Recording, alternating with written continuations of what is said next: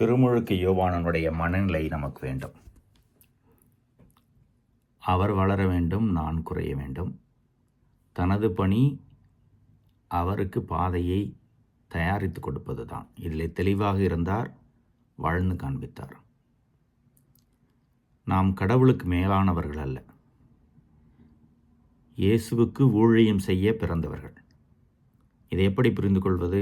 நம்முடைய சொல்லும் செயலும் இயேசுவினுடைய போதனையின் அடிப்படையில் அமைந்து பிறரை கடவுளிடம் அழைத்து வர வேண்டும். எல்லாமே நம்முடைய சிந்தனை, சொல், செயல் எல்லாம் இயேசுவை சுட்டி காட்டுவதாக இருக்க வேண்டும். பாவம் இருந்தால் அதற்கு இடமில்லை என்று முதல் வாசகத்திலே புனித யோவான் தனது திருச்சபைக்கு எழுதியிருக்கிறார். எனவே நம்மை நாம் ஆய்வு செய்து தவறுகளை களைந்து கொண்டு இயேசுவை முதன்மைப்படுத்தி இயேசுக்காக வாழ்வோம். ஒவ்வொரு நாளும் இதை பற்றி யோசித்து ஒவ்வொரு நாளும் செய்தோமா என்று யோசித்து பார்த்தால்தான் இதில் முழுமையாக நம்மை ஈடுபடுத்திக் கொள்ள முடியும். அவர் வளர வேண்டும், நான் குறைய வேண்டும் என்ற அந்த தாழ்ச்சி நம்மில் இருக்க வேண்டும்.